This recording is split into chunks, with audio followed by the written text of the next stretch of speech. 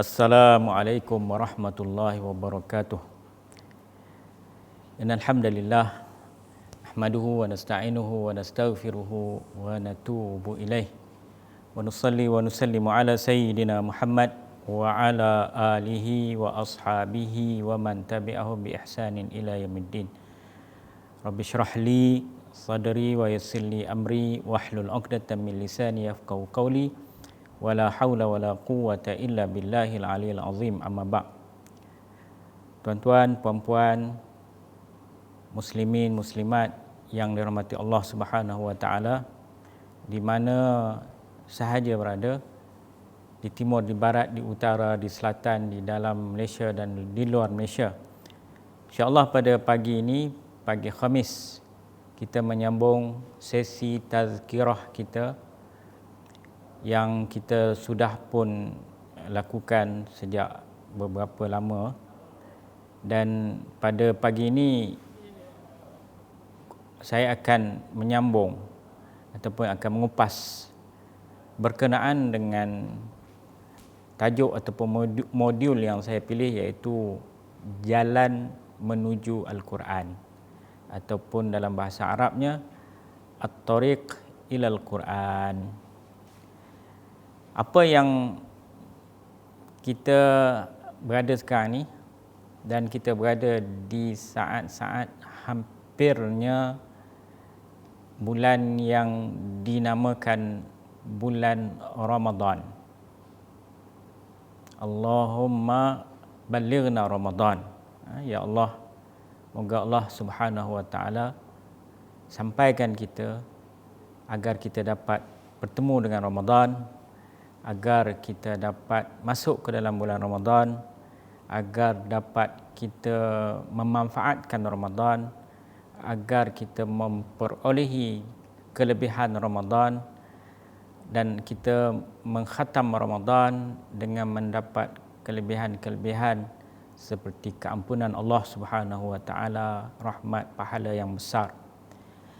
Jadi tuan-tuan dan puan-puan yang dirahmati Allah, apabila kita menyebut tentang Ramadan, dia sebenarnya adalah satu bulan yang mana bulan itu tidak boleh dipisahkan dengan Al-Quran. Sebab itu Ramadan juga disebut sebagai Syahrul Quran, bulan Al-Quran. Kelebihan Ramadan ini banyak. Antaranya Allah Subhanahu wa taala menurunkan Al-Quran. Itu yang terbesarnya. Bahkan bukan Al-Quran sahaja, kitab-kitab As-Samawiyah yang terdahulu juga diturunkan pada bulan Ramadan. Dalam satu hadis yang diriwayatkan daripada Sayyidatuna Aisyah radhiyallahu anha, minta maaf, yang diriwayatkan daripada Wasilah bin Al-Asqa' radhiyallahu anhu, bahawa Nabi sallallahu alaihi wasallam bersabda, "Unzilat suhufu Ibrahim awwala lailatin min Ramadan, wa unzilat at-Tauratu li sittin madina min Ramadan, wa unzilal Injilu li 13 lailatan khalat min Ramadan, wa unzila az-Zabur li 18 khalat min Ramadan, wa unzilal Quran li 24 khalat min Ramadan." Jadi hadis ini adalah hadis yang diriwayatkan dalam kitab-kitab sunan yang sahih. Maknanya hadis ini adalah hadis sahih. Baik, apa maksudnya? Diturunkan suhuf Ibrahim. Suhuf Ibrahim ni adalah lembaran-lembaran wahyu yang mengandungi al-mawa'iz, nasihat-nasihat Bila sebut suhuf ni kebanyakannya dia lebih kepada nasihat-nasihat, bukan dalam bentuk syariat. Jadi kalau kita baca dalam surah Al-A'la disebut suhufu Ibrahim wa Musa, suhuf Ibrahim dan Musa. Maknanya Nabi Musa pun ada suhuf dia selain daripada Taurah. Nabi Ibrahim dia ada suhuf dan tidak dinyatakan dalam Al-Quran bahawa diturunkan kepada Ibrahim Alkitab. Tapi para rasul, para nabi, mereka tu diwahyukan oleh Allah Subhanahu wa taala. Maka maknanya mereka ada panduan, sama ada bentuk suhuf ataupun kitab. Kitab ini kalau kita baca ataupun kita rujuk dalam kitab akidah yang berkenaan dengan beriman dengan kitab ni bukan 4 sahaja, kitab ni pun banyak, 104 buah kitab yang diturunkan kepada para rasul. Cuma tidak dinyatakan ataupun tidak disebut di dalam Al-Quran. Dalam Al-Quran ada disebut suhuf dan ada disebut kitab. Baik, suhuf Nabi Ibrahim diturunkan pada malam pertama bulan Ramadan. 1 Ramadan. Taurah, kitab Taurat diturunkan pada 6 Ramadan. Kitab Injil diturunkan pada 13 malam Ramadan. Kitab Zabur diturunkan pada 18 Ramadan. Dan kitab Al-Quran diturunkan pada 24 Ramadan. Jadi ini antara ada setengah ulama dia menyebut bahawa kitab Quran diturunkan pada 17 Ramadan berdasarkan pada hadis juga, dan dalam hadis ini dinyatakan bahawa kitab Al-Quran itu diturunkan pada 24 Ramadan. Maknanya nuzul Quran, nuzul Al-Quran kepada Rasulullah SAW di langit dunia, dari langit dunia kepada Nabi SAW ketika itu Nabi SAW berada di Gua Hira pada bulan Ramadan, dan ada riwayat berdasarkan pada hadis ini pada 24 Ramadan. Jadi maknanya tidak ada kesalahan kalau kita nak menyambut Ramadan, menyambut nuzul Al-Quran pada 17 Ramadan, dan juga kita nak menyambut juga 24 Ramadan pun tidak ada masalah, sebab kedua-duanya berdasarkan kepada riwayat daripada hadis Nabi, ataupun ada khilaf ataupun ada perselisihan ulama. Jadi yang penting di sini ialah apa? Yang penting di sini ialah Al-Quran dan kitab-kitab terdahulu kebanyakannya diturunkan pada bulan Ramadan, menunjukkan kelebihan Ramadan itu. Dia menjadi masa ataupun menjadi bulan Allah Subhanahu wa taala menurunkan kitab-kitabnya, termasuklah juga Al-Quran. Kalau perkataan Ramadan itu berasal daripada ra mim dad, ra mim dad, ramad bermaksud panas, Ramadan maksudnya kepanasan. Maknanya memang kalau dulunya Ramadan ni bulan yang panas, bulan yang panas terik. Cuma sekarang ni sudah bertukar cuaca, dan setengah-setengah tempat, saya pun pernah berada di Tanah Arab, Ramadan ni bulan sejuk, bulan salji. Dulu bulan panas. Tapi Ramadan ini dengan ibadah yang kita lakukan, dia membakar nafsu yang sentiasa mengajak kita kepada kejahatan. Jadi apabila sampainya Ramadan dan kita mendoakan, kita membanyakkan doa kita agar kita dipertemukan dengan Ramadan, ialah satu peluang Allah Subhanahu wa taala mengurniakan kepada kita umat Islam, orang-orang yang beriman, supaya kita ini dapat fokus kepada suatu perkara, iaitu Al-Quran, selain daripada kewajipan kita berpuasa pada bulan Ramadan pada siangnya. Baik, dalam Al-Quran, dalam surah Al-Baqarah ayat 185, Allah Subhanahu wa taala berfirman, syahrul Ramadan alladzi unzila fihi al-Qur'anu hudan linnas wa bayyinatin minal huda wal furqan. Bulan Ramadan ialah bulan yang diturunkan Al-Quran padanya. Kenapa? Hudan linnas, menjadi petunjuk kepada manusia. Di sini Allah Ta'ala menyatakan secara umum, hudan, petunjuk kepada manusia. Dia tak khususkan kepada lil mu'minin ataupun lil muslimin, tapi manusia ni keseluruhan manusia, sama ada mereka orang beriman ataupun tidak. Jadi Al-Quran itu menjadi petunjuk. Itu yang pertama. Wa bayyinatin minal huda, dan menjadi keterangan daripada petunjuk itu, menerangkan, menghuraikan petunjuk itu. Wal furqan, dan pembeza, yang membezakan di antara yang hak, yang batil, yang petunjuk, antara yang petunjuk dan kesesatan, orang yang mendapat kebahagiaan, orang yang mendapat kehinaan. Itu Al-Furqan. Baik. Allah Subhanahu wa taala memuji Al-Quran ini kenapa? Kenapa Allah Subhanahu wa taala memuji Ramadan dan juga memuji Al-Quran? Supaya pada bulan ini aktiviti yang sepatutnya kita fokuskan ialah untuk kita memahami Al-Quran.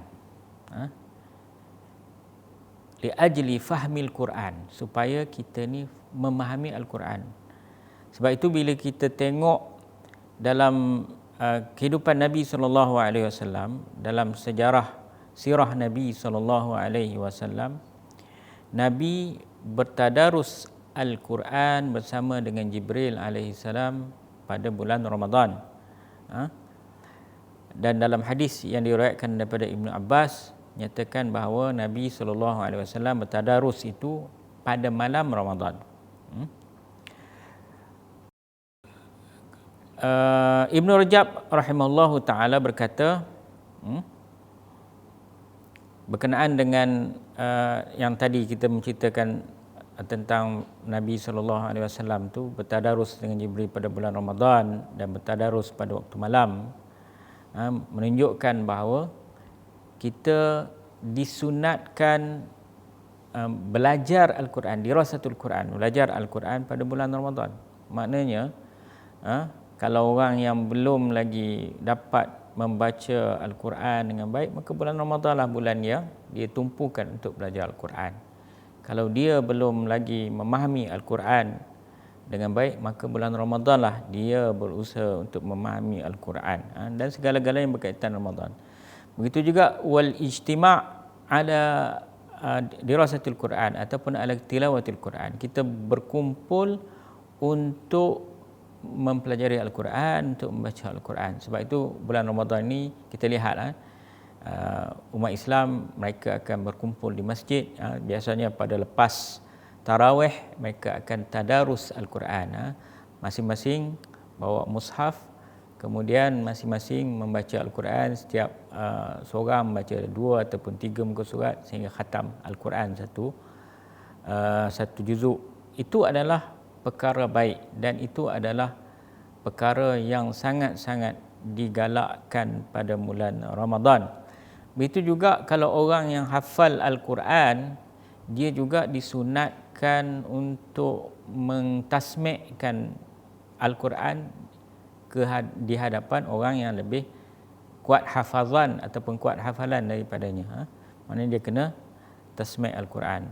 Tasmi' itu maksudnya dia kena mengulang-ulang bacaan Al-Quran itu daripada hati dia, daripada hafalan dia. Sebab itu adalah satu perkara yang menjadi wajib bagi orang yang hafal Al-Quran. Dia tak boleh lupa Al-Quran. Orang yang dah hafal Al-Quran, dia wajib menjaga Al-Quran dan dia tidak boleh melupai Al-Quran. Dan hadis itu juga menunjukkan bahawa disunatkan kita banyak membaca Al-Quran pada bulan Ramadan. Nabi memang dia akan menumpukan membaca Al-Quran pada bulan Ramadan. Begitu juga kita lihat salafus salih. Siapa salafus salih ini?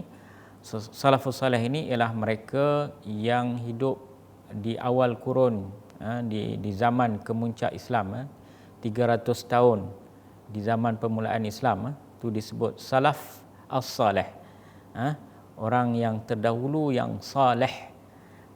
Maknanya kebanyakan mereka adalah salih, walaupun ada di kalangan mereka yang tak soleh, ataupun disebut salaf at-talih, tapi salafus salih itu lebih banyak. Mereka sangat-sangat mengutamakan Al-Quran pada bulan Ramadan.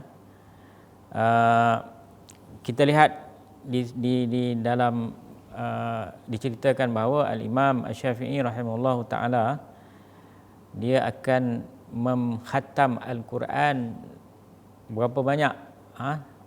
Tuan-tuan boleh agak, tuan-tuan perempuan boleh agak berapa banyak Imam Syafi'i dalam bulan Ramadan dia mengkhatam Al-Quran?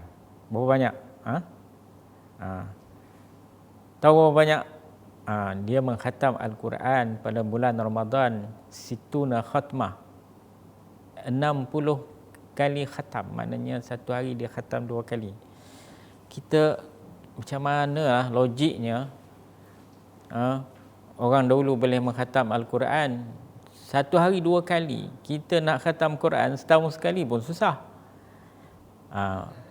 Itu menunjukkan bahawa ada faktor lain. Allah berikan keberkatan waktu kepada mereka sehingga mereka dapat mengkhatam Al-Quran.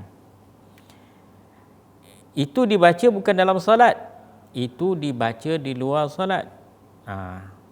Itu juga diriwayatkan daripada Abu Hanifah dan lain-lain lagi. Mereka mengkhatam Al-Quran memang banyak kali pada bulan Ramadan. Qatadah radhiyallahu anhu, seorang sahabat Nabi, pada bulan Ramadan dia mempelajari Al-Quran. Maksud mempelajari di sini termasuk juga mempelajari maknanya, memahami maksud tafsirnya sekali. Al-Imam Az-Zuhri rahimahullahu taala apabila masuk bulan Ramadan, apa yang dia buat ialah keutamaannya ialah tilawatul Quran, membaca Al-Quran. Itu yang pertama. Yang kedua, wa it'amut ta'am, memberi makan. Maknanya menyedekahkan makanan untuk orang yang berpuasa, maksudnya untuk buka puasa, untuk lepas malam dah waktu mereka makan. Begitu juga Imam Malik rahimahullahu taala apabila masuk Ramadan, dia stop, dia tidak mengajar ilmu hadis pada bulan Ramadan. Dan majlis pengajian pun dia stop. Dan dia tidak mengadakan majlis pengajian, dan dia juga tidak mengunjungi pengajian. Apa yang dia buat ialah beliau membaca Al-Quran daripada mushaf. Maknanya melihat kepada mushaf. Itu kelebihan juga. Maknanya kelebihan kita membaca Al-Quran daripada mushaf pada bulan Ramadan. Sebab itu dilakukan oleh Imam Malik rahimahullah ta'ala. Sufyan Ats-Tsauri apabila masuk bulan Ramadan, dia akan meninggalkan ibadah-ibadah yang lain. Bukan maksudnya meninggalkan ibadah fardu, tidak. Fardu tetap dia buat. Tapi banyaknya ialah beliau akan tilawah Al-Quran, membaca Al-Quran. Kemudian Nabi SAW dia mengkombinasikan antara puasa dengan Al-Quran. Maknanya menunjukkan bahawa hubungan antara puasa dengan Al-Quran itu terutamanya pada bulan Ramadan sangat-sangat besar. Dalam satu hadis Nabi SAW sabda, as-siyamu wal Qur'anu yashfa'ani lil abdi yaumal qiyamah. Al-Quran, puasa dan Al-Quran itu kedua-duanya memberi syafaat kepada hamba, seseorang hamba pada hari kiamat. Maksud syafaat di sini ialah dia menjadi penolong, menjadi pembantu, menjadi pembela kepada hamba itu pada hari kiamat kelak. Bagaimana puasa itu boleh memberi syafaat? Dia akan menghadap Allah Subhanahu Wa Taala. Dia kata, wahai Tuhanku, si hamba ini terhalang daripada makanan, terhalang daripada mengikut hawa nafsunya pada waktu siang ni. Oleh kerana dia terhalang itu kerana-mu ya Allah, kau selamatkanlah dia. Itu puasa. Kemudian Al-Quran pula, dia datang menghadap Allah Subhanahu Wa Taala, wahai Tuhan, oleh kerana dia di dunia dulu, dia waktu malam dia sentiasa baca Al-Quran, sehingga waktu malam pun dia tak tidur. Maka berilah dengan berkat aku ini, ya Allah, bantulah aku memohon supaya si hamba ini disyafaatkan ataupun dibantu ataupun dihalang daripada dimasukkan ke dalam neraka Allah Subhanahu Wa Taala. Maknanya pada bulan Ramadan kita kena dekat dengan Al-Quran, termasuk pada puasa waktu siang. Waktu siang pun kita, selain puasa, kita juga baca Quran. Pada waktu malam juga kita kena banyakkan Al-Quran. Sebab tu dalam Ibnu Mas'ud rahimallahu taala radhiyallahu anhu, dia kata, yambaghi lihamilil Quran an ya'rifa bilailihi idzin nas naimun. Sepatutnya bagi orang yang menghafal Al-Quran ataupun orang ahlul Quran ini, dia kena tahu ataupun dia kena mengkhususkan malamnya ketika mana manusia lain sedang tidur. Kena bezakan kehidupan mereka dengan kehidupan manusia yang lain.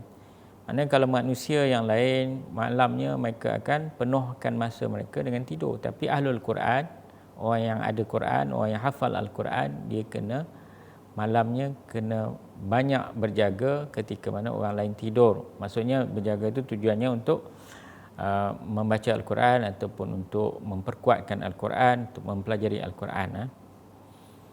Begitu juga kalau pada hari-hari yang lain juga, dia juga kena mengkhususkan siangnya ketika mana orang lain tak berpuasa. Dan dia juga kena merasai ketakutan, kesedihan disebabkan Al-Quran itu ketika mana orang lain sedang bergembira. Sebab tu orang yang membaca Al-Quran itu, dia kena sentiasa ataupun dia kena menangis ataupun buat nangis ketika baca Al-Quran.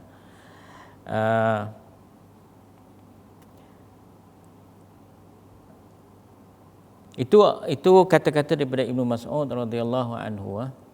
Kemudian Al-Quran ini mempunyai banyak kepentingannya, dan dia patut diutamakan, dibesarkan ataupun diagungkan pada bulan Ramadan.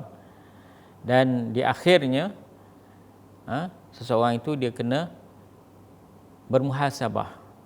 Di akhir Ramadan dia kena bermuhasabah, adakah pada bulan Ramadan dia telah menghasilkan buah yang baik daripada Al-Quran itu, ataupun dia memperoleh kelebihan-kelebihan Al-Quran itu. Jadi untuk kita bertemu Ramadan nanti tak lama lagi lah, dalam beberapa hari lagi, marilah sama-sama kita mempersiapkan diri kita. Kita menguatkan diri kita. Kalau kita belum lagi dapat membaca Al-Quran dengan lancar, kita cuba cari supaya kita dapat membaca Al-Quran dengan baik. Dari segi hukum tajwidnya, kalau belum ada mushaf lagi, boleh datang ke Nashrul Quran. Mushaf banyak di sini. Jadi, dan juga di Yayasan Restu di Shah Alam, macam-macam mushaf ada, dan juga terjemahan macam-macam ada, bahasa Inggerisnya, bahasa dalam tulisan Jawinya, bahasa Melayunya, dan juga mushaf kita yang terkini iaitu Mushaf Mufiq. Jadi insya-Allah pada minggu depan kita akan sambung lagi berkenaan dengan At-Tariq ila Al-Quran. Juga masih lagi berkisar bagaimana kita hendak memenuhkan Ramadan ini dengan Al-Quran, insya-Allah. Moga-moga Allah Subhanahu Wa Taala panjangkan umur kita sehingga kita dapat melaksanakan puasa dan juga kita dapat melaksanakan ibadah tilawatul Quran dengan baik, insya-Allah.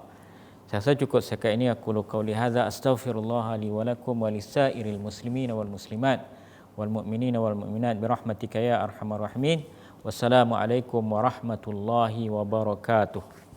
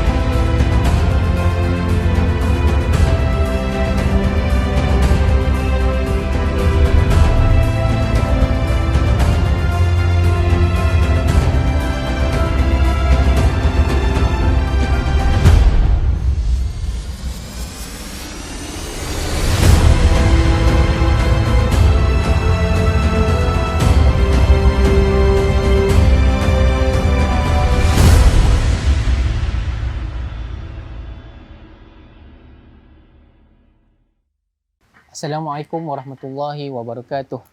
Bismillahirrahmanirrahim. Alhamdulillahirabbil alamin. Wassalatu wassalamu ala asyrafil anbiya'i wal mursalin wa ala alihi wa sahbihi ajma'in. Qala rabbi shrah li sadri wa yassir li amri wahlul 'uqdatam min lisani yafqahu qawli. Rabbi zidni ilma wa zidni fahma. Rabbi zidni ilma wa zidni fahma. Allahumma yassir wa la tu'assir. Allahumma yassir wa la tu'assir. Allahumma yassir wa la tu'assir. Wa rabbi tamim bi khair. Amma ba'du. Terima kasih yang berbahagia Ustaz Fadli, sidang penonton, sidang yang dirahmati oleh Allah Subhanahu Taala. Alhamdulillah kita menyambung kembali meneruskan aktiviti menyalin dalam menyalin Al-Quran menggunakan Quran Nasah dan juga dibantu oleh Quran Mufid untuk kita mengetahui lebih mendalam dan juga untuk kita dapat menikmati, menyajikan juga intipati huruf-huruf dan juga perkataan-perkataan di dalam surah Yasin yang masih kita dalam kelas yang masih dalam pembelajaran ini. Okey, untuk sesi kali ini kita masih lagi di Riyadh Resto. Minggu lepas kita dah buat di luar, suasana luar di dalam air, dan kali ini kita buat di dalam di Riyadh Resto ni dan di dalam restoran The Sum yang mana di sini banyak kalau untuk pengetahuan penonton-penonton semua, Riyadh Resto ni juga antara pusat training ataupun dia juga ada tahfiz, ada pusat training, ada aktiviti-aktiviti menarik yang kita boleh manfaatkan di Riyadh Resto ni. Kalau ikut sejarah permulaan Yayasan Resto pun, Riyadh Resto ni memainkan peranan penting dari segi R&D-nya, dari segi mesyuarat-mesyuarat untuk membangunkan projek-projek menyalin Al-Quran ini. Okey, insya-Allah untuk sesi kali ini kita masih lagi di dalam surah Yasin dan juga kita akan menyambung surah Yasin ayat yang ke-14. Okey, macam biasa sebelum kita nak mula menyalin, saya suka bagi tip ataupun bagi semangat untuk kita meneruskan aktiviti menyalin dan juga kita nak juga aktiviti menyalin ni diserapkan di dalam keluarga kita, di dalam masyarakat semua, masyarakat. Okey, untuk kali ini sebenarnya kami di Yayasan Resto ni menetap di Shah Alam. Jadi ramai orang mengunjung ingat Yayasan Resto ni majlis agama Islam. Ramai yang tersesat. Dia nak cari majlis agama, dia datang ke Yayasan Resto untuk cari sana. Dan bila orang nak jumpa majlis agama ni macam-macam lah kan. Ada yang nak kahwin, ada yang nak urusan-urusan keluarga, dan ada yang masalah rumah tangga pun ada juga yang cari majlis agama ni, dan dia orang tersesat datang ke Yayasan Resto ni. Dan untuk kali ni saya nak bagi tip macam mana kita dalam nak menjaga hubungan dan juga nak menjadikan Al-Quran aktiviti yang boleh merapatkan juga hubungan silaturahim di antara, khususnya ni tip untuk suami dan isteri. Macam minggu lepas, macam mana kita buat, saya bagi tip minggu lepas, kita nak bagi anak-anak kita seronok dan juga rapat dan juga minat untuk menyalin Al-Quran. Dan untuk kali ini, tip macam mana nak menyalin Al-Quran ni dapat merapatkan hubungan dan mengeratkan kasih sayang silaturahim di antara suami dan isteri. Okey. Tip yang pertama, dalam kita nak menyalin Al-Quran ni, kita juga kena dalam keadaan suasana yang menarik di antara suami dan isteri. Contohnya, bila suami nak menyalin, isteri boleh tolong bantu, tolong bagi macam menulis bersama. Menulis bersama dan juga dalam keadaan suasana yang seronok. Sebab tu kita pilih Riad Restu ni tempat menarik.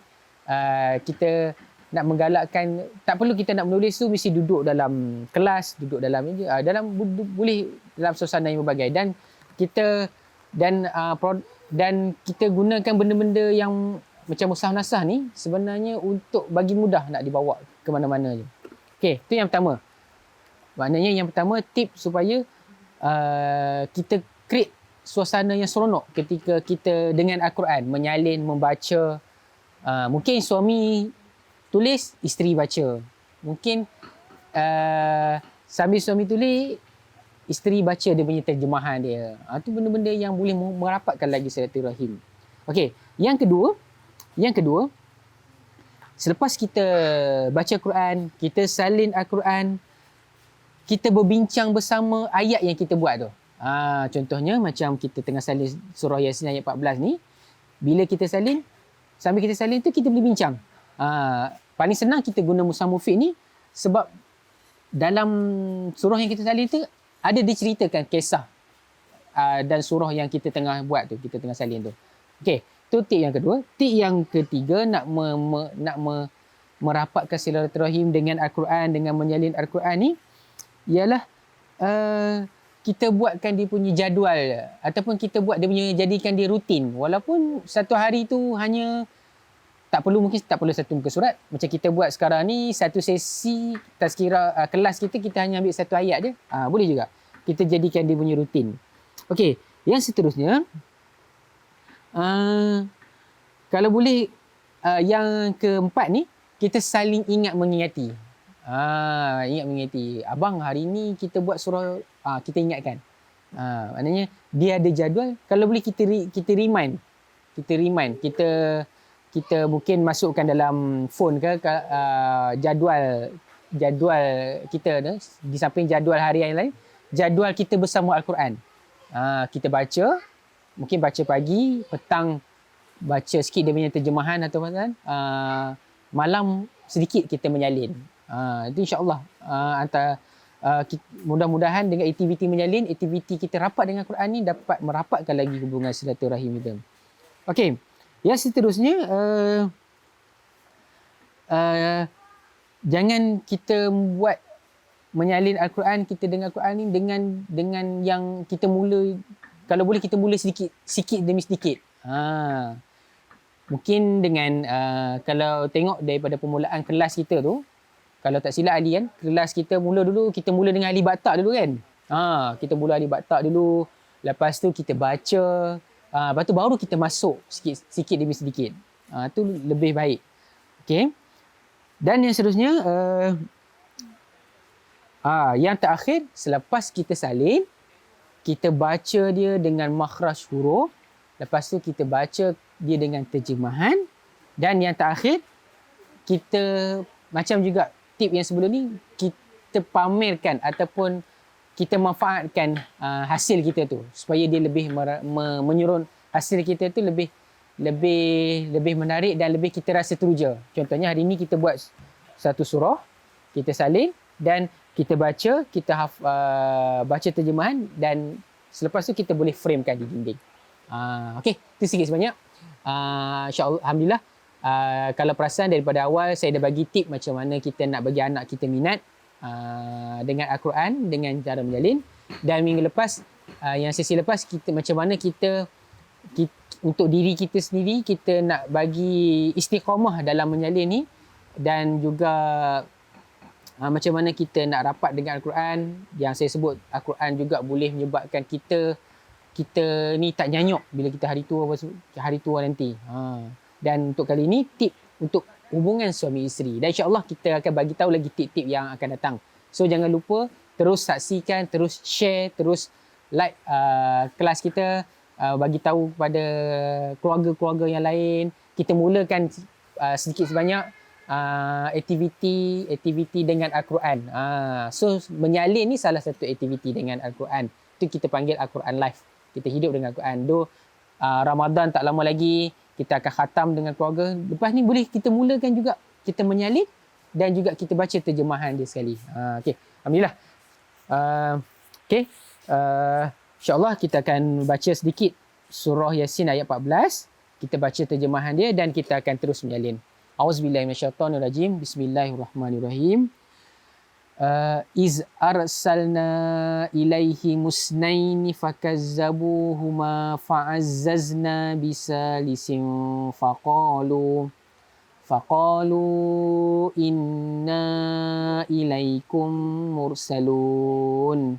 Okay, maksud dia, ketika kami mengutus kepada mereka 2 orang rasul, lalu mereka mendustakannya, kemudian kami kuatkan kedua-dua rasul itu dengan rasul yang ketiga. Lalu rasul-rasul itu berkata, sesungguhnya kami ini diutuskan kepadamu. Okey, ayat ni adalah sambungan daripada ayat yang minggu lepas, iaitu ayat yang ke-13. Sebab kita dalam surah ni, ayat yang ke-13 sampai ayat ke-27 menceritakan tentang kisah ataupun sikap penduduk kampung di sebuah kota yang mana kita maklum, iaitu kota Mekah. Okey, bismillahirrahmanirrahim. Iz arsalna. Okey, iz minggu lepas kita tahu iz maksud dia ialah ketika. Ketika. Okey, alif, zal,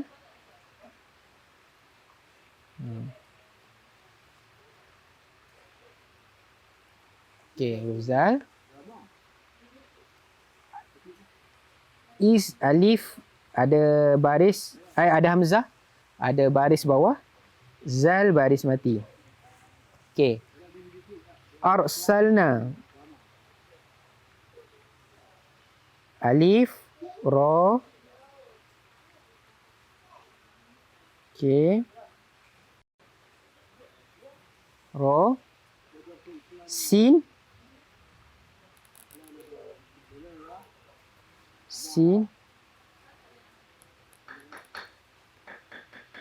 ni cara buat sin. Lam,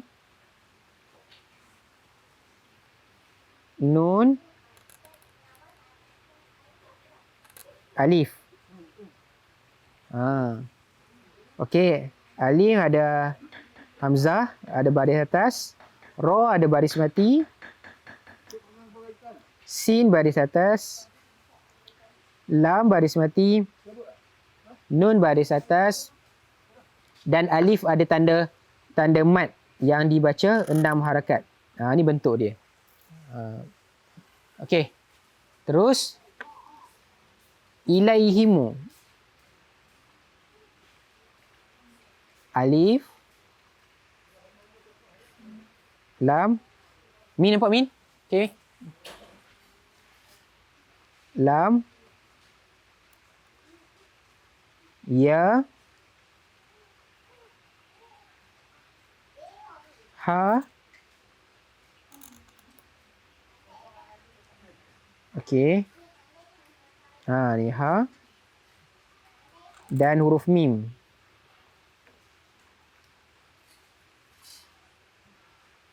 Okey. Ni mim. Okey, barisnya ilaihi, baris bawah ada kasrah, lam baris atas, Ya baris mati, ha baris bawah dan mim baris depan. Okey, tadi is ketika arsalna. Arsalna ni kami memutuskan, kami sampaikan. Ilaihimu. Ilaihimu ni kepada mereka. Okey. Isnaini. Ilaihimusnaini. Okey, alif, sa, nun, ya dan nun. Isnaini. Sa, nun, ya, nun. Hamzah wasal. Sa baris mati. Nun baris atas, ya baris mati, nun yang baris bawah. Isnai ni maksud dia 2 orang rasul. Okey. Terus fakazzabuhuma. Fa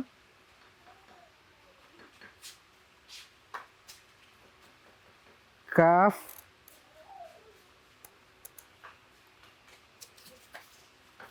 kaf za. Okey, ni cara buat kaf dia.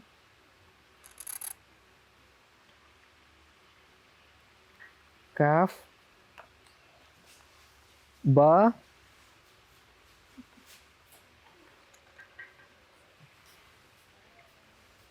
waw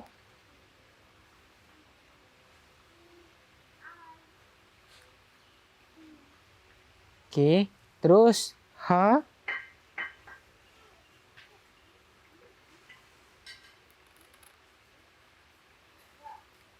mim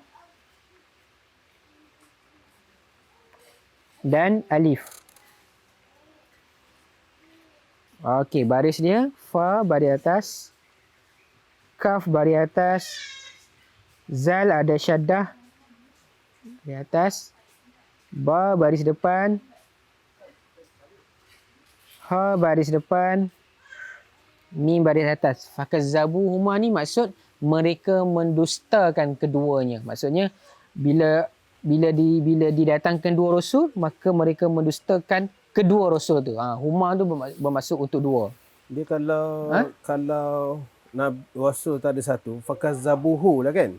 Ya, betul.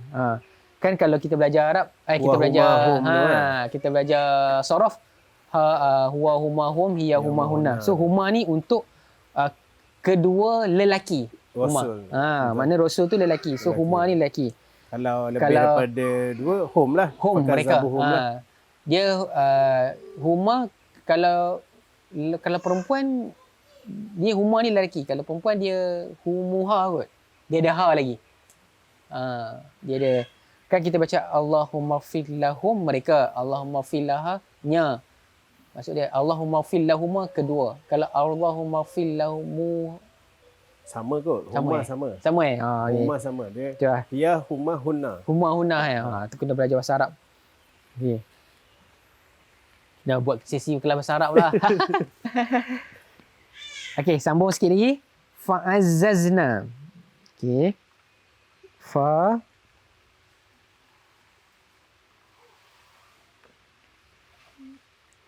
ain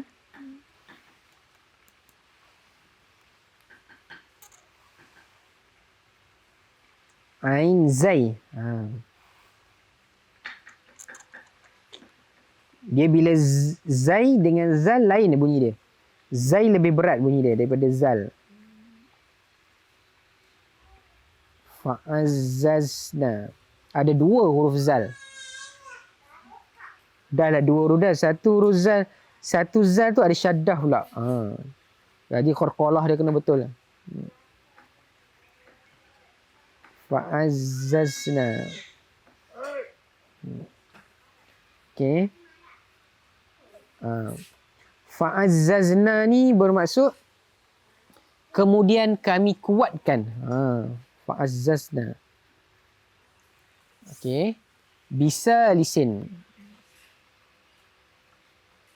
Ba sa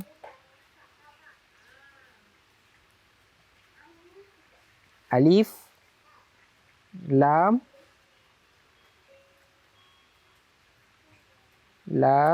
dan sa. Okey. Bisa lisin, ba baris bawah, sa baris atas, alif tak ada baris, lam baris bawah, sa baris kasratan bawah. Bisa lisin maksudnya Rasul yang ketiga. Jadi kami datangkan dia dengan, kami kuatkan, maksudnya kami datangkan Rasul yang ketiga pula. Selepas mereka mendustakan kedua-dua Rasul tu, dan kami kuatkan dengan datangkan Rasul yang ketiga. Tu maksud dia. Dia bila kita guna Quran Mufid ni tu, sebab dia ada terjemahan perkata, jadi mudah kita nak faham Dia setiap perkataan. kadang-kadang perasan, kadang-kadang bila kita tulis, macam saya pengalaman, bila kita tulis tu kita rasa macam nak tahu lah, ayat yang kita tulis ni cerita pasal apa lah. Jadi bila kita tengok Quran Mufid, kita boleh tahu dah. Sebab setiap ayat dalam Quran Mufid ni, dia diletakkan tajuk kisah dia. Betul. Dekat sini. Dah lah diletakkan tajuk. Lepas tu pula, dia ada lagi huraian-huraian dekat dalam ni. Kisah umat terdahulu. Supaya kita fahamkan lagi.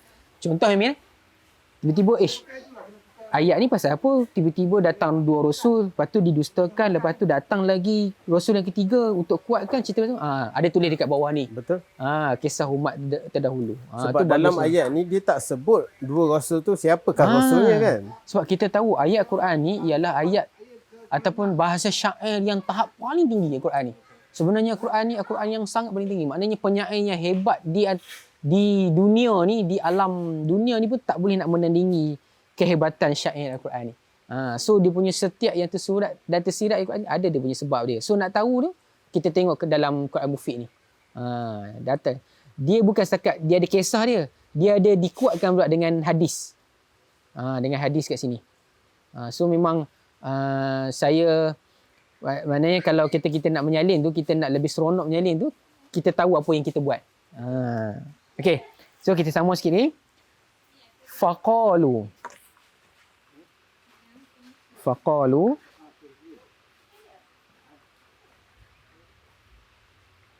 Okay. Faqalu.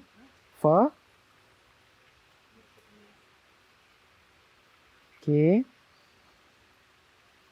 Qauf. Alif.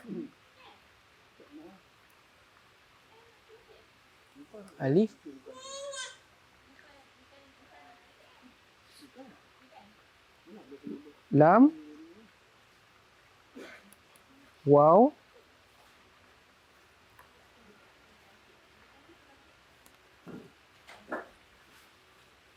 Okey.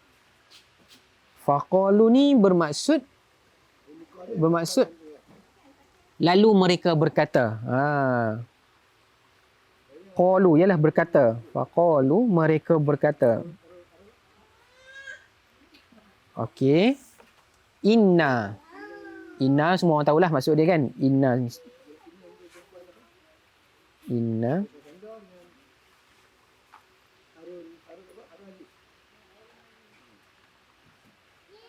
Ni inna. Okey. Ada hamzah dekat bawah. Baris bawah. Syaddah. Dan inna ni ada tanda mat yang dibaca panjang. Okey, Min. Min. Tanda mat ni, mesti ramai orang tertanya, kenapa tanda mat ni bentuk dia macam ni? Mesti ada asal usul dia. Kan? Betul tak? Sebenarnya, bentuk tanda mat ni berasal daripada mim dal. Mim dal, mat. Okey, ni bentuk dia. Saya tunting kat sini. Dia sebenarnya macam ni bentuk dia. Ni cara orang dulu tulis laju. Okey. Ni betul dia. Dia macam tulisan Farisi sikit. Ya, betul. Ya, dia macam Farisi. Dia sebenarnya setiap tanda dalam Quran bukan hanya suka-suka bentuk dia, dia ada sebab dia. Contohnya macam tanda mat.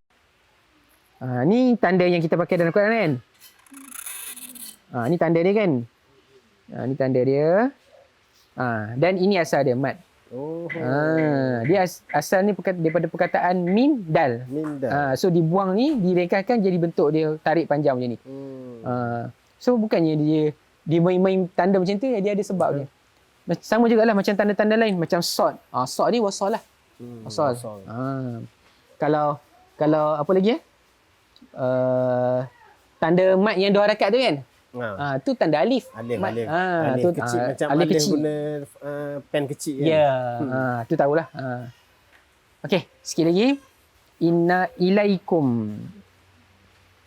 Ilaikum lam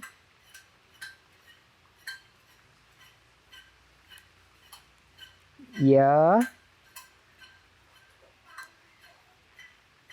kaf. Kalau perasan bila tengok saya tulis ni, cara kita nak bagi tulisan cantik, kita kawal pen untuk jaga nipis tebal je. Mana nipis, mana tebal tu, dapat cantik. Okey. Ilaikum. Lepas tu, baris dia. Baris bawah, ilai. Lam, baris atas. Ya, kita tengok. Ya ada baris ke tak? Ilaikum ada baris. Kaf baris depan dan mim tak ada baris. Ilaikum. Dalam Al-Quran mim tak ada baris. Kalau perasan mim, huruf yang dia nak bersambung dengan huruf yang ada syaddah, dia tak letak baris. Contohnya ilaikum, kenapa mim ni tak ada baris? Sebab selepas dia ada mim yang ada syaddah. Jadi dia gunakan mim yang kedua. Ya, betul. Dijadikan, sebab bila kita baca tu ilaikum mursalun, kita baca tu kita dah sebut terus mim yang ada syaddah tu. Sebab tu mim ni dia macam tak ada, dia tak letakkan baris sebab dia macam kurang fungsi dia. Sebab tu kita tengok dalam Quran ada tempat yang ada baris, ada tempat yang tak ada baris. Dalam penulisan perlu letak lah. Tapi dalam ni sebutan dalam kita kaedah Al-Quran. Rasam Osmani ni. Dia bukannya dia saja letak tempat tu letak baris, bukannya dia saja buang baris. Kalau yang kita tahu tanda yang ada baca panjang kan, fakazzabu, wow, qalu, wow. Ni biasa tempat yang dibaca panjang 2 harakat dia tak letak baris lah. Kalau lagi satu yang huruf selepas dia tu ada syaddah, tu tak diletakkan baris juga. Okey, perkataan yang terakhir mursalun. Mursalun. Ni mim. Dalam Al-Quran ataupun dalam khat ni, huruf mim antara huruf yang paling banyak dia punya bentuk dia. paling fleksibel lah. Paling banyak dia punya jenis-jenis dia. Sebab tu tulisan Arab, tulisan Quran ni tak cantik di type komputer. Memang dia kena tulis tangan. Sebab huruf dia macam-macam bentuk. Mursalun.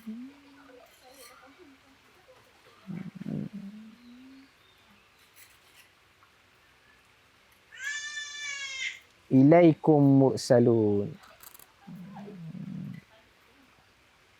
Okey. Mim ada baris.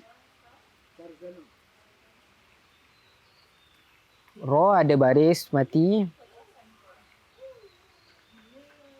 Lepas tu sin baris atas, lam baris depan, waw tak ada baris sebab dibaca panjang dan nun baris yang terakhir. Okey, maksud mursalun mereka diutuskan.